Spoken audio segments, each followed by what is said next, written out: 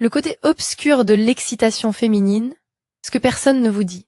Il se passe quelque chose dans le corps dont presque personne ne parle honnêtement. C'est une réponse physique, et pour la plupart des gens, cela crée une sorte de confusion difficile à exprimer, car on a l'impression que le corps dit une chose, tandis que l'esprit en dit une autre. Ce décalage est loin d'être rare, il est même incroyablement fréquent. Mais comme il reste tabou, on le garde pour soi comme un secret, se demandant si quelque chose ne va pas chez soi, ou si ce qu'on a vécu a une signification qu'il n'a pas. Aujourd'hui, nous allons examiner ce qui se passe réellement en profondeur. Pas la version simplifiée, pas celle qui est censée rassurer. La vraie version, celle qui explique pourquoi la réponse physique et l'expérience émotionnelle ne coïncident pas toujours, et ce que cela implique pour notre compréhension de l'attirance, de l'excitation et de nous-mêmes. Commençons par la vérité la plus dérangeante.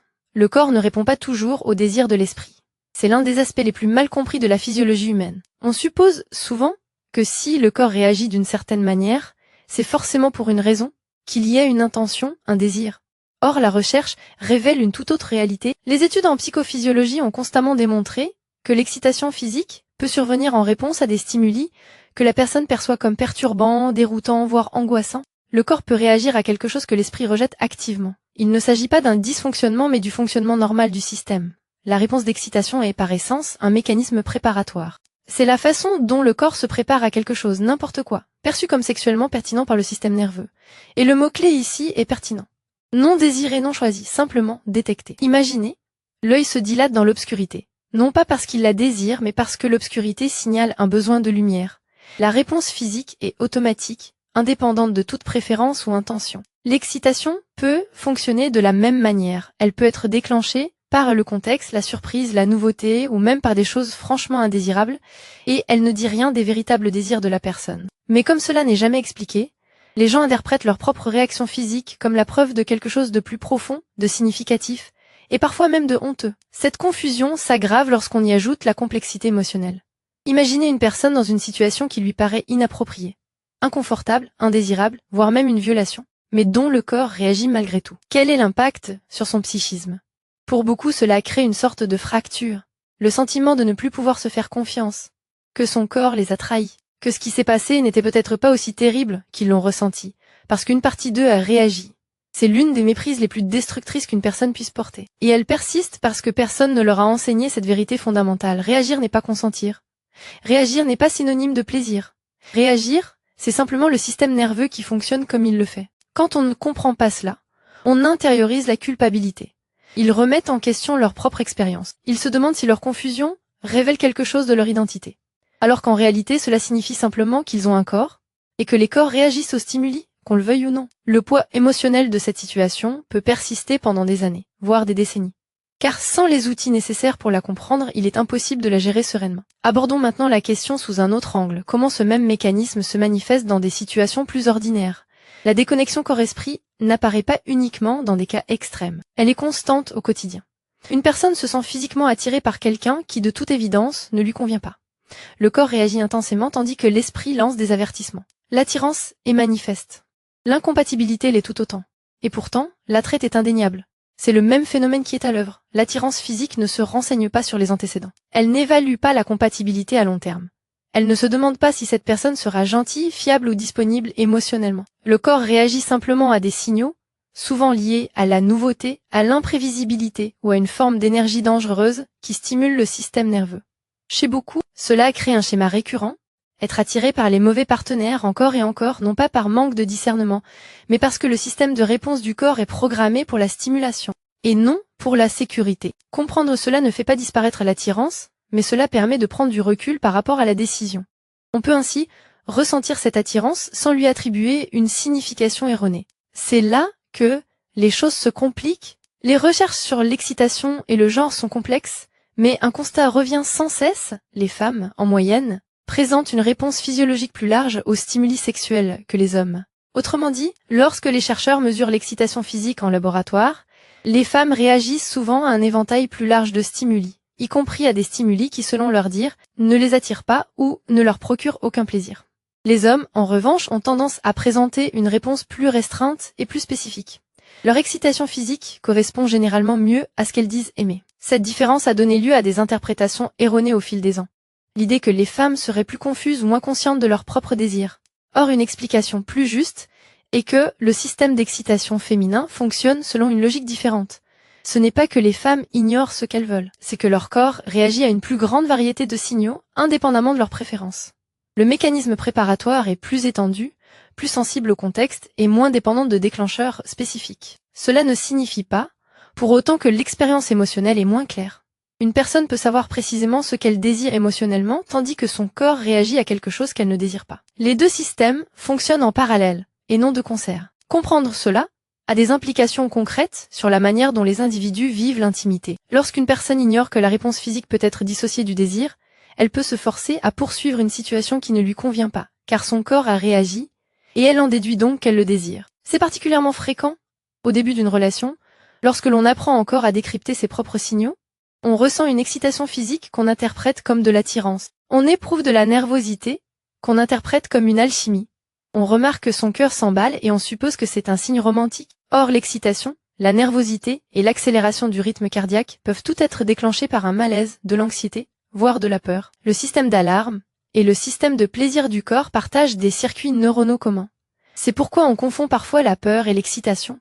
Physiologiquement, les sensations peuvent être similaires. Alors, on persiste, on suppose que son corps c'est quelque chose que l'esprit ignore, et on ignore son propre malaise. C'est ainsi qu'on se retrouve dans des situations indésirables, non pas par manque de limites, mais parce qu'on a fait confiance à un signal qui ne signifiait pas ce qu'on croyait entendre. Il existe un autre aspect à ce phénomène, rarement abordé, le rôle de la mémoire. L'excitation physique peut être conditionnée. Cela signifie qu'avec le temps, le corps peut apprendre à réagir à certains stimuli, non pas parce qu'ils sont intrinsèquement excitants, mais parce qu'ils ont été associés à des expériences excitantes par le passé. C'est ainsi que se développent les fétiches. C'est ainsi que certains environnements, odeurs ou sons, peuvent déclencher des réactions physiques inattendues.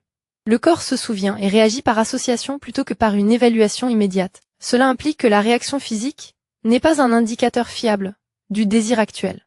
Il peut s'agir d'un écho, d'une habitude, d'un réflexe acquis. Et lorsque les gens ne comprennent pas cela, ils peuvent se sentir piégés par leurs propres réactions, croyant encore désirer quelque chose simplement parce que leur corps y réagit encore. Ceci est particulièrement pertinent pour toute personne essayant de se détacher d'une relation ou d'une expérience toxique. Le corps peut continuer à réagir au rappel de cette personne ou de cette situation longtemps après que l'esprit soit passé à autre chose. Et si cette réaction est interprétée comme un désir persistant, elle peut replonger une personne dans des schémas qu'elle avait déjà décidé d'abandonner.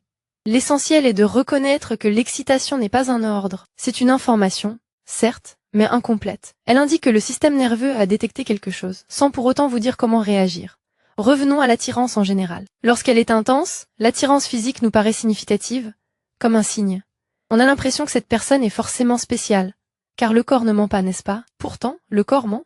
Ou plus précisément, il parle un langage différent de celui que nous croyons entendre. Une attirance intense peut être déclenchée par la familiarité, par des schémas appris durant l'enfance, par l'écho de l'énergie d'un parent ou de la dynamique d'un ancien partenaire. Elle peut aussi être déclenchée par le danger, l'instabilité, l'indisponibilité émotionnelle.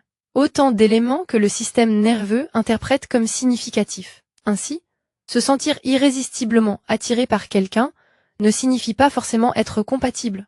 Cela peut même signifier le contraire. Cela peut simplement indiquer que le système nerveux reconnaît un schéma appris. Un schéma qui n'a rien à voir avec ce qui est réellement bon pour la personne. Et pourquoi on ressent souvent moins d'étincelles avec des partenaires pourtant sains? Car le bien-être nous est étranger. La sécurité ne déclenche pas les mêmes signaux d'alarme. Et sans ces signaux, le système nerveux ne réagit pas comme face au chaos. Apprendre à maîtriser ce mécanisme prend du temps. Cela exige de faire confiance à un signal plus lent et plus discret, celui de la sécurité émotionnelle, du respect mutuel et une véritable compatibilité, plutôt qu'au signal plus fort et plus voyant de l'excitation et de l'intensité. Un dernier élément à considérer, le lien entre excitation et identité. Nombreux sont ceux qui se définissent, en partie, par ce qui les attire.